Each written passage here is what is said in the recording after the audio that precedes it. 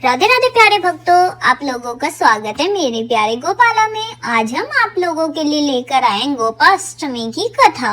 गोपाष्टमी क्यों मनाई जाती है, कब से मनाई जाती है, इस वीडियो को पूरा जरूर देखना। आप सभी को गोपाष्टमी की हार्दिक शुभकामनाएं। यह कहानी तब की है जब कृष्ण जी 6 वर्ष के थे। परम भगवान श्री कृष्ण जी का एक नाम गोपाल यानी कि जो गैया की रक्षा करने वाला है, जिन्हें गाय माता अत्यंत प्रिय है। जहाँ भगवान श्री कृष्ण जी का नाम आया और वहाँ पर गैया की चर्चा ना हो, ऐसा तो हो ही नहीं सकता। और इसीलिए तो उन्होंने गो वस्त्र पालन भी कहा जाता है। भगवान श्री कृष्ण और बलराम जी गौचारण की लीलाएं हमें भगवत पुराणों में प्राप्त होती है और इन दिव्य लीलाओं का श्रवण करके मनुष्य अपने अंदर की सभी अनर्था को नष्ट करता है। भगवान की इन सुंदर वृंदावन लीलाओं को अंतर्गत जिस दिन भगवान श्री कृष्ण को गैया को चराने की अधिकार प्राप्त हुआ था, यानी कि जब वह अपौगड़ अवस्था में प्रवेश कर रहे थे और पहले दिन गैया को चराने के लिए निकले थे, वह दिन यानी कि कार्तिक मास की शुक्ल पक्ष की अष्टमी तिथि, जिसे हम गोपाष्टमी के नाम से जानते हैं। और ऐसे गोपाष्टमी पर्व के आप सभी को बहुत बहुत शुभकामनाएं। तो चलिए आज गोपाष्टमी के इस पावन पद पर हम भगवान श्री कृष्ण जी की इस दिव्य सुंदर गोपाष्टमी व्रत की कथा का श्रवण करते हैं। आइए आज की कथा आरंभ करते हैं। और याद रहे, इस कथा में के अंत में आप के लिए भगवान श्री कृष्ण जी का एक सुंदर और मनोहर भजन भी है और उसे भी अवश्य सुनिएगा। आइए आज की कथा आरंभ करते हैं। कार्तिक मास की शुक्ल पक्ष की अष्टमी तिथि को गोपाष्टमी के रूप में मनाया जाता है। इस दिन भगवान श्री कृष्ण ने गोचारण लीला आरंभ की थी। इसके माध्यम से हमें पता चलता है कि भगवान श्री कृष्ण जी गैया से कितना प्रेम करते हैं। और ऐसा ही नहीं है कि भगवान श्री कृष्ण जी ही गौ माता को अत्यधिक प्रिय है, बल्कि अपितु गाय भी श्री कृष्ण जी को उतना ही प्रेम करती थी। जिस प्रकार जन्माष्टमी और राधा अष्टमी का पर्व मनाया जाता है, उसी प्रकार गोपाष्टमी का भी पर्व मनाना चाहिए। गोपाष्टमी के शुभ दिन से ही भगवान श्री कृष्ण जी ने बछड़ों के साथ साथ गायों को भी वन में चराने की योग्यता प्राप्त की थी। कार्तिक मास के शुक्ल पक्ष के प्रतिपदों के सप्तमी तक भगवान श्री कृष्ण जी गोविंद पर्वत को धारण किया था और अष्टमी के यानी गोपाष्टमी के दिन इंद्रदेव का मान भंग हुआ था। उसी दिन से कामधनु ने भगवान श्री कृष्ण जी का अभिषेक किया और तभी से कार्तिक मास की शुक्ल पक्ष की अष्टमी को गोपाष्टमी के नाम से जाना जाता है। गोपाष्टमी के दिन भगवान श्री कृष्ण जी ने ग्वाल स्वरूप पूजा की जाती है और उनके साथ साथ गायों और बछड़ों की भी इस दिन पूजा की जाती है और चराने वाले ग्वालों की भी पूजा की जाती है। जो व्यक्ति इस दिन गाय को भोजन खिलाता है, उनकी सेवा करता है, उनकी सभी मनोकामनाएं पूर्ण हो जाती है। और ऐसी मान्यता है कि यह एक दिन जो गौ माता की पूजा करने के लिए हमारे हिंदू सनातन धर्म में गायों को माता के रूप में माना गया है। यहाँ तक कि उन्हें पृथ्वी का स्वरूप माना जाता है। उनके अंदर 33 देवी देवताओं विराजमान रहते हैं और इसीलिए गौ माता की पूजा आराधना करने से हम सभी पापों और उससे मुक्त हो जाते हैं और सभी देवता और देवी की पूजा आराधना कर लेते हैं। गौ सेवा करने से सभी देवी देवताओं का आशीर्वाद प्राप्त हो जाता है और इसी दिन पर गाय की सेवा और पूजा करने से भगवान श्री कृष्ण जी अत्यंत प्रसन्न होते हैं।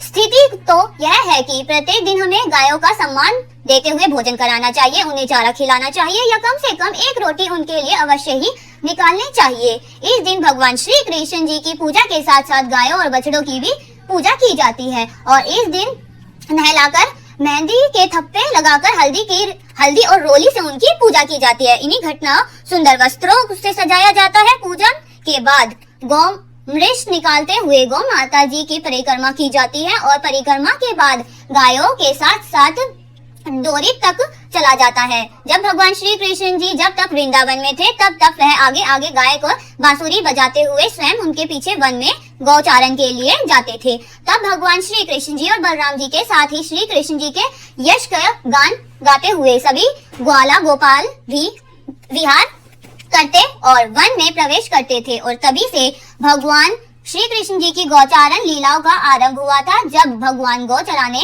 वृंदावन में जाते थे, उनके चरणों से वृंदावन की भूमि अत्यंत पावन हो जाती थी और वह वन गौनों के लिए हरी भरी घास में उत्पन्न होकर रंग बिरंगे पुष्प से सजी हुई बन जाती थी।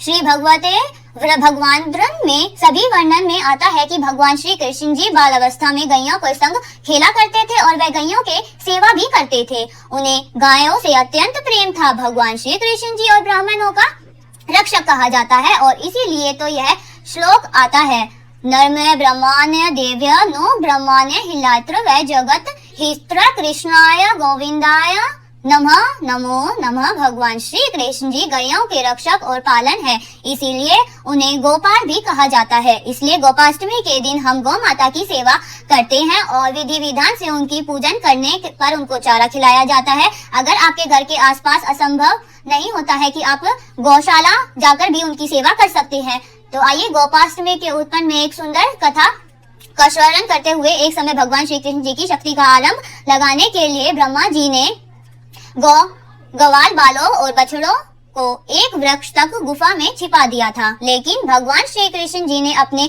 योग शक्ति से अपने विस्तार किया और स्वयं को उन सभी ग्वालों और ग्वालियों और बछड़ों के रूप में वितरित कर दिया। यह देखकर ब्रह्मा जी अत्यंत आश्चर्यचकित हो गए। उन्होंने भगवान श्री कृष्ण जी की शक्तियों का अनुमान हो चुका था।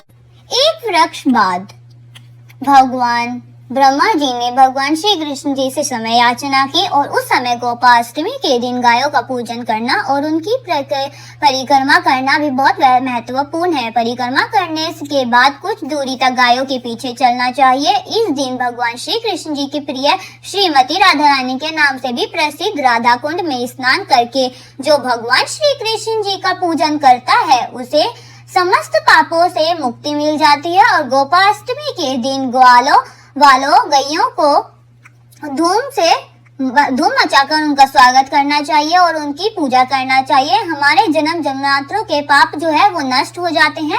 गोपाष्टमी के दिन दान करना चाहिए, मतलब कि जो दाना होता है वो दान करना चाहिए। गायों की सेवा करनी चाहिए और ऐसा करने से अत्यंत जन्म तक प्रवेश मिल जाता है। तो यह थी आज की गोपाष्टमी की व्रत कथा। हम आशा करते हैं आपको यह कथा अच्छी लगी होगी और ऐसा हो तो लाइक जरूर कीजिएगा, अपने मित्रों तथा परिवारों को शेयर कर दीजिएगा। जैसे कि आज गोपाष्टमी का दिन है, इस पवित्र कथा का स्मरण करके सभी पुष्प फल की प्राप्ति हो जाएगी और जो सारे आपको पुण्य है वो आपको मिल जाएंगे। प्रभुत कथाओं का स्मरण करने के लिए हमारे चैनल प्यारे गोपाला को फॉलो कर लीजिए और ताकि आपको नई नई वीडियो की सारी जानकारी मिलती रहे। हम आशा करते हैं आपको यह वीडियो अच्छी लगी होगी। लाइक, कमेंट, शेयर और सब्सक्राइब करना न भूलना। आप सभी को गोपाष्टमी की हार्दिक शुभकामनाएं। धन्यवाद। राधे राधे।